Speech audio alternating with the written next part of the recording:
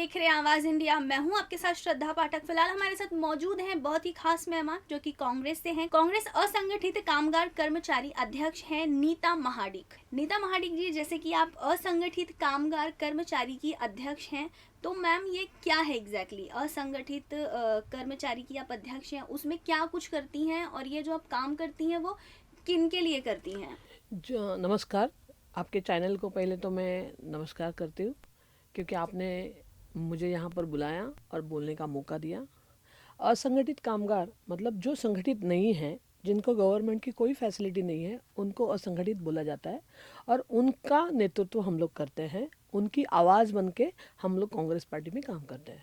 और मैम ये जो आपकी जो संस्था है, जो संगठित कामगार की आप अध्यक्ष हैं, उसमें मैम जो आप लोगों की मदद करती हैं उसमें किन टाइप के लोग आते हैं?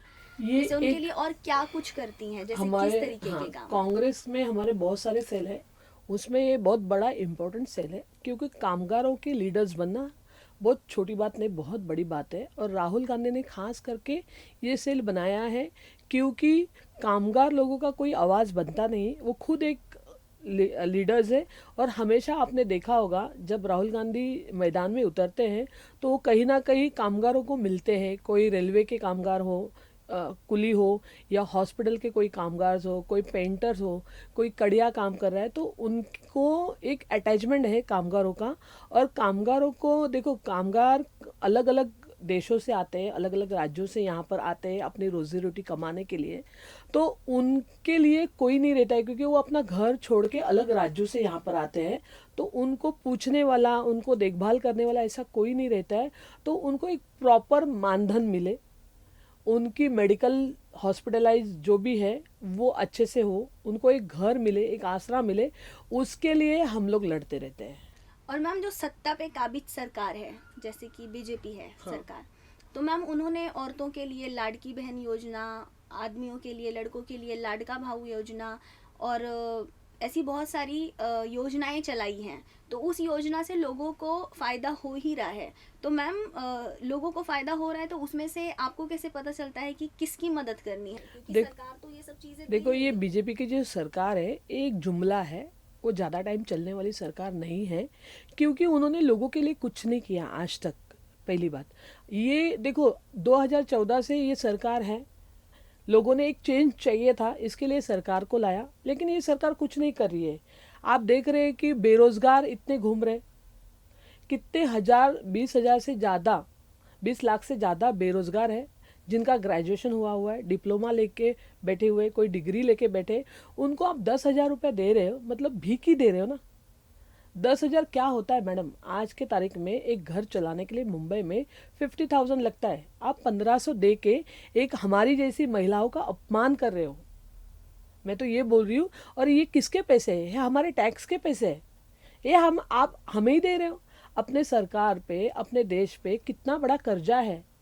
आज आप देखने जाओ तो वो जब हमारी सरकार थी तो वो कर्जा पर पर्सन में 2,000 कुछ आ रहा था, आज वो पर पर्सन 7,000 आ रहा है।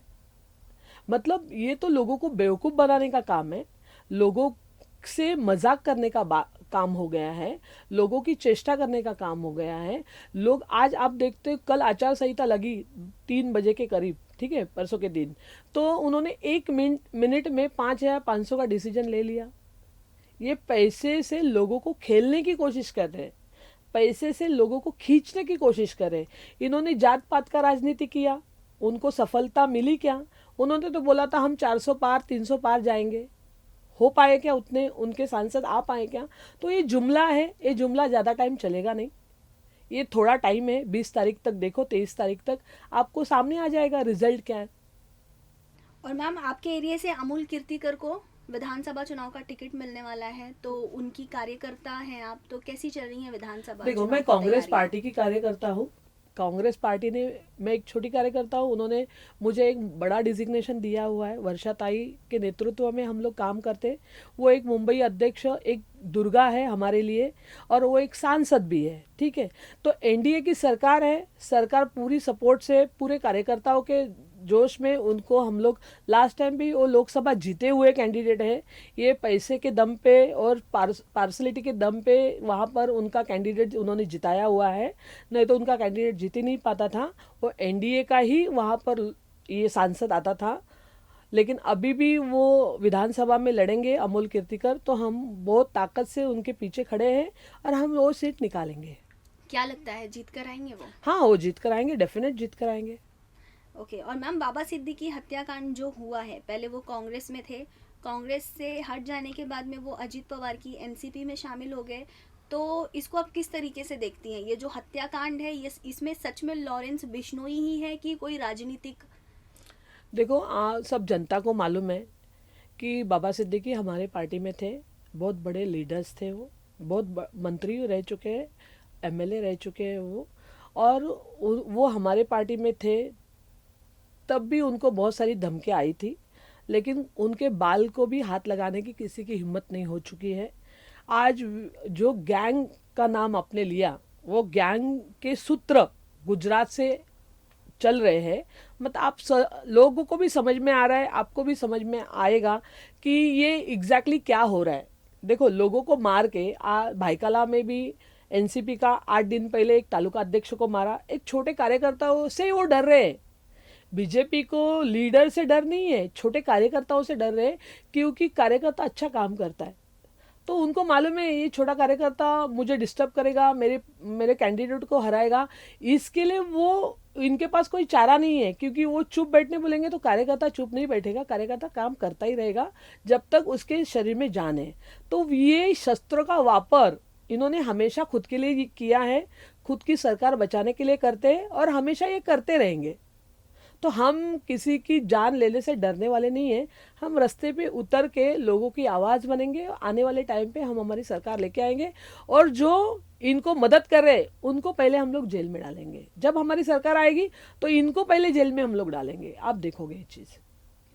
और मैम, विपक्ष हमेशा गुजरात पे निशाना साधती है कि यहाँ का जो इन्वेस्टमेंट है, यहाँ का जो इंडस्ट्रीज है, वो गुजरात में शिफ्ट हो रहा है।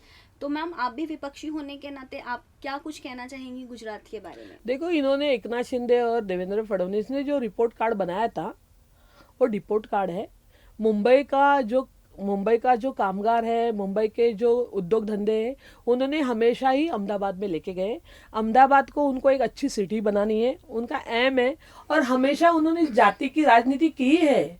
देखो, आज वो मुस्लिम को लड़ा रहे, आज आप मुझे बताओ, अहमदाबाद में ये इतने बड़े बिजनेस लेके जाके वो अपने लोगों को सक्षम कर रहे हैं, हमें कहाँ सक्षम कर रहे हैं। वो महाराष्ट्र के राजा है, महाराष्ट्र को चला रहे हैं, तो महाराष्ट्र को उन्होंने सक्षम करना चाहिए, लेकिन वो वैसा नहीं कर रहे। उनको मालूम है कि महाराष्ट्र सक्षम होगा तो इनको आगे बढ़ने ही नहीं देगा। इसके लिए वो महाराष्ट्र को ये रखना चाहते, लाचार रखना चाहते, और वो अहमदाबाद को हमारे दम पे सक्षम करना चाहते हैं। मैम, अभी रिसेंटली अंडरग्राउंड मेट्रो बनाया, हाँ, उसके बारे में क्या कहेंगी? देखो मैडम, ये रोजगार यहाँ से उठा के अहमदाबाद में लेके जाना चाहते हैं। आप देखो, मुंबई से गोवा 600 किलोमीटर है और मुंबई से अहमदाबाद भी 600 किलोमीटर है। आप देख सकते हैं हमारे पास नहीं है वंदे भारत। मुंबई से गोवा जाने के लिए कोई वंदे भारत नहीं है, लेकिन मुंबई से अहमदाबाद जाने के लिए 10-10 मिनट पे वंदे भारत है। शताब्दी गाड़ी है, उसमें हर गाड़ी में इनके लिए पेंट्री अवेलेबल है। मुंबई से गोवा भी 600 किलोमीटर है, तो हम लोग 6 बजे पकड़ते हैं, रात को 8 बजे मुंबई से गोवा पकड़ते हैं, तो सुबह 12 बजे हम लोग 8 बजे पहुंच जाते हैं। मतलब 12 घंटा हम लोग ट्रेवल करते हैं। हमको कोई पेंट्री नहीं मिलता है, कोई गाड़ी में पेंट्री है। लेकिन मुंबई से जब अहमदाबाद जाते हैं तो हर 10 मिनट में गाड़ी है, और वो गाड़ी 5 घंटे में पहुंचती है। 6 बजे बैठेंगे तो 12 बजे अपन पहुंच जाते हैं, और हर गाड़ी में पेंट्री है। ये भेदभाव क्यों? फिर हम मुंबई से गोवा जाएंगे तो हमारे जो लोग हैं वो रोजगार कर सकेंगे मुंबई में, या मुंबई से बहुत सारे रोजगार गोवा लेके जा सकते हैं, अप डाउन कर सकते हैं, एक्सपोर्ट बढ़ेगा, चालना मिलेगी, रोजगार मिलेगा, लोग सक्षम बनेंगे। तो ये इनको चाहिए नहीं। इनको सिर्फ अहमदाबाद, गुजरात, सूरत को ही डेवलप करना है। इनको चिपळूण, मानगांव ऐसे लोगों को डेवलप नहीं करना है। वो नहीं चाहते कि हम अमीर बने, ये चाहते सिर्फ गुजराती अमीर बने। आप देख सकते हैं कि मुंबई में आज मराठी मानुस नालासोपारा रहने गया है, बदलापुर रहने गया है। क्यों रहने गया है? क्योंकि उसको अफोर्ड नहीं कर पा रहे। और वहाँ पर कौन रह रहा है? गुजराती लोग रह रहे हैं। तो ये हब बनाना चाहते हैं। और मैम कल मातोश्री में आदित्य ठाकरे की पीसी थी। उन्होंने पीसी के दौरान कहा कि जो बीजेपी ने रिपोर्ट कार्ड दिखाया है वो उनका रिपोर्ट कार्ड नहीं, डिपोर्ट कार्ड है। क्योंकि धारावी में जो 540 एकड़ ज़मीन है वो उन्होंने अडानी को दे दी है। अडानी उसमें फ्लैट्स बनाएंगे और कई बहुत सारे फ्लैट्स हैं वो जो बेचेंगे। तो उनका ऐसा कहना है कि सबका मालिक एक है, वो है अडानी। तो मैम उसमें क्या कहेंगे? ये बात सही है। जो अपने देश के प्रधानमंत्री है, उन्होंने दो ही आदमियों को, अपने मित्रों को, हाँ, पूरी मुंबई बेच डाली है। आप देख सकते हैं धारावी में आशिया खंड की बहुत बड़ी ये है। वहाँ पर बहुत सारे रोजगार चलते, गरीब लोगों के घर चलते, अलग अलग राज्यों से वहाँ पर रोजगार होता है। उनको वो मानखुर में शिफ्ट करना चाहते हैं। क्यों? धारावी से जब वो सेंटर है और धारावी से जब रोजगार बन रहे हैं, तो तुम उनको डंपिंग ग्राउंड में क्यों डालना चाहते हो? क्योंकि उनको उनके अदानी, अदानी मतलब नरेंद्र मोदी, ये दुनिया को मालूम है। छोटे बच्चे को आप पूछ सकते हो। अदानी ये एक चेहरा है, वो एक चेहरा अलग है, और उनके पीछे है वो नरेंद्र मोदी है। ठीक है, तो नरेंद्र मोदी चाहते हैं कि यहाँ का आदमी लाचार बने, मुंबई का आदमी लाचार बने, उसके पास कोई रोजगार नहीं रहे, वो पागल बनते रहे, और हम आगे बढ़ेंगे। लेकिन ऐसा होगा नहीं। आने वाले टाइम पे वो अपने दोस्तों को जो अमीर बनाना चाहते हैं उनको हम उनकी जगह तो दिखाएंगे, लेकिन आने वाले टाइम पे जो सरकार हमारी आएगी एनडीए की, वो ये जो चल रहा है उसको पहले बंद करेंगे। और उसके पीछे जो लोग हैं उनको जहाँ भेजना है वहाँ हम ज़रूर भेजेंगे। लेकिन हम वेट करें कि आने वाला टाइम लोग हमें सपोर्ट करें। लोग चाहते हैं कि जल्दी से जल्दी इलेक्शन लगे। इन्होंने इलेक्शन भी लेट लगाया है। अभी वो टाइम आ गया है। 23 तारीख को आपको सच का सच और जो झूठ है आपके सामने आ जाएगा। मैम लेकिन जैसा कि आप कह रही हैं कुछ लोगों को धारावी से कहीं और शिफ्ट किया जाएगा, तो मैम उन लोगों को, मुझे ऐसा मालूम है हमारी जानकारी के मुताबिक कि उन्हीं लोगों को शिफ्ट किया जाएगा जिनके पास प्रॉपर पेपर नहीं है, जिनके पास प्रॉपर दस्तावेज नहीं है। तो मैम अगर कोई कहीं से मोबिलाइज होकर आता है या कोई आया होगा, उनके पास पेपर नहीं होगा, तो उनको ही कहीं और शिफ्ट किया जाएगा। बिकॉज अगर जितने वहाँ पे झोपड़े हैं सब लोगों को इतना घर देना क्या पॉसिबल है उनके लिए? मैडम वहाँ पर 30-40 साल से लोग रह रहे हैं, सबके पास पेपर है। हमारी माननीय सम्माननीय अध्यक्षा वर्षाताई गायकवाड़ मुंबई की अध्यक्षा है, वो एक खुद सांसद है धारावी से। बहुत बार वो एमएलए हो चुकी है, बहुत बार मिनिस्टर हो चुकी है वहाँ से। और आपको मालूम नहीं रहेगा, वहाँ पर ऐसा कुछ नहीं है कि कल आया हुआ आदमी वहाँ पर रोजगार कर रहा है। वहाँ पर जो लोग रह रहे हैं वो 40-50 साल से रह रहे हैं, उनके पास, सबके पास पेपर है। और पहले ही टर्म में एनेक्शर 1 नहीं बनता है, उसके 2-3 टर्म होते हैं। तो अभी इन्होंने जो लोगों को पात्र किया है उनका प्लानिंग ऐसा है कि जो उन्होंने अभी 4,000 या 5,000 लोगों को पात्र किया है उनको ही वो वहाँ पर रखना चाहते हैं। और बाकी की जो इंडस्ट्री है वहाँ पर वो बड़े बड़े अदानी अंबानी जैसों को इंडस्ट्री दे के वो अपना जो मतलब है वो साध्य करना चाहते हैं। वो लोगों के बारे में नहीं सोच रहे वहाँ पर, वो सिर्फ खुद के बारे में सोच रहे, क्योंकि बीकेसी को लग के धारावी है। अभी बीकेसी में कोई जगह नहीं बची है, तो अभी बाजू का कौन सा पट्टा हम लोग डेवलप करें और करोड़ों रुपया हम कैसे कमाएं कचरे के भाव में। तो अदानी जो अपने इन्होंने देवेंद्र फडणवीस और एकनाथ शिंदे ने उनको सपोर्ट किया हुआ है। बाकी बिल्डरों का नाम क्यों नहीं आ रहा है मैडम? अदानी कब से आए और अदानी आज 2 नंबर पे है। कब, किसको मालूम है कौन से टाइम से अदानी है? हम तो अभी ये अदानी का नाम पिछले 6-7 साल से ही सुन रहे हैं। आपको भी मालूम होगा, उसके पहले तो अंबानी ही थे। लेकिन आज अंबानी के जगह पे आज रिलायंस का जो लाइट्स का है वो भी तो अदानी को दिया। रियल इस्टेट में अदानी आए हैं, बिल्डिंग लाइन में अदानी है, बाकी सब इंडस्ट्री में भी अदानी है। मतलब ये नरेंद्र मोदी है। सर्वसामान्य का आवाज़ उनको बनना नहीं है। सिर्फ इनके पास मारवाड़ी गुजराती जिनके मित्र बन सकते पैसा देके उनको ही वो लोग बनाते हैं। और वो क्या करें सब जनता को मालूम है। और हम वो भेजना चाहते हैं, लेकिन हम कोई जनता जाने वाली नहीं है। हम उनको मुंह तोड़ जवाब आज तक देके रह रहे हैं, और इसके बाद भी वर्षाताई के नेतृत्व में हम लोग उनको जवाब देंगे। हम कोई कार्यकर्ता या कोई वहाँ का रहिवासी वहाँ से शिफ्ट नहीं होगा। हमको रोजगार चाहिए धारावी में। हम डेवलपर या पुनर्विकास के विरोध में नहीं है। हमारा विरोध ये है कि हमारे लोगों को यहाँ से मत शिफ्ट करो। ओके। और मैम, हमारी आवाज़ इंडिया की टीम एक न्यूज़ कवर करने गई थी MIDC में। ओके। वहाँ पे एक ऐसा मामला है कि विमल शाह नामक बिल्डर, उसमें मुरजी पटेल का नाम आया है कि उन्होंने घोटाला किया है। वहाँ पे 150 से 200 लोगों को घर नहीं मिला है, तो उसमें क्या कहेंगी मैम? आकृति वो प्रोजेक्ट का नाम होगा, बराबर है। क्योंकि देखो कैसा है ना कि इनके घोटाले वाले जो मिनिस्टर है वो चलते ही रहते, लेकिन हमारे टाइम पे ऐसा नहीं था। हमारी सरकार में जब भी किसी मंत्री का नाम या कोई अपने लीडर्स का नाम आता था तो हमारी जो दिल्ली की टीम है वो इमीडिएटली उनका रिजर्वेशन लेती थी। ऐसा इनके पास कोई सिस्टम नहीं बना है। इनका ऐसा है कि घोटाला तुम करो, पैसा हमें लाके दे दो। आप देख सकते नीरव मोदी, किंगफिशर के जो डायरेक्टर थे, हाँ, उनको यहाँ से बाहर भेजा किसने? नरेंद्र मोदी साहब ने भेजा, क्योंकि उनको फंडिंग हो चुकी है। नीरव मोदी ने भी उनको फंडिंग की, तब वो देश के बाहर। आप मुझे बताओ, कोई अपने जैसा सर्वसामान्य आदमी कोई बैंक का 2 लाख भी करप्ट कर सकता है क्या? नहीं कर सकता। उसके लिए कितने बड़े प्रोसीजर रहते। तो इनके इतने बड़े करोड़ों के घोटाले करके आदमी out of station, out of country कैसे जा सकता है?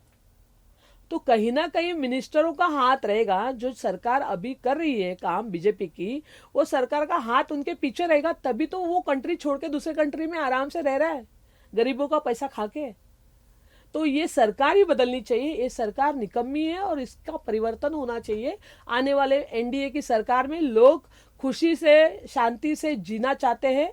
और आपने देखा होगा लोकसभा में भी उन्होंने अपना जोश मतदान करके जाहिर किया हुआ है। आने वाले टाइम पे भी यही होगा कि NDA की सरकार चुन के आएगी और लोगों को एटलीस्ट तसल्ली देगी, शांति से जीने का हक देगी।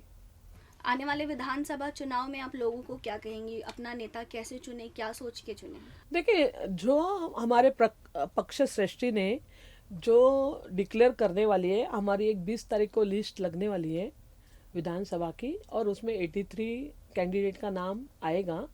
हर आदमी हमारा 2-3 बार सर्वे करके चुना जाएगा। ऐसे सिंगल कोई किसी को चुना नहीं जाएगा। और उसने पिछले 20 साल काम किया है, ऐसे इंसान को ही चुना जाएगा और वो जीतेगा। 101% जितने हमारे मुंबई की सीट है, 14-15 जो भी है, वो चुन के आने वाली है। आप देख लेना। और हमारे सांसद बनेंगे और आवाज बनेगी गरीबों की। नीता महाडिक जी, आवाज़ इंडिया के साथ अपने राजनीतिक मुद्दों को आगे रखने के लिए आपका बहुत बहुत धन्यवाद। आपका भी धन्यवाद करती है। आपने कम टाइम में मुझे यहाँ पर बुलाया और बोलने का मौका दिया। Thank you so much. ये थी हमारे साथ नीता महाडिक जी, जिन्होंने अपने राजनीतिक मुद्दे हमारे सामने रखे और आप लोगों को जागरूक किया। मैं श्रद्धा पाठक, आवाज़ इंडिया, मुंबई।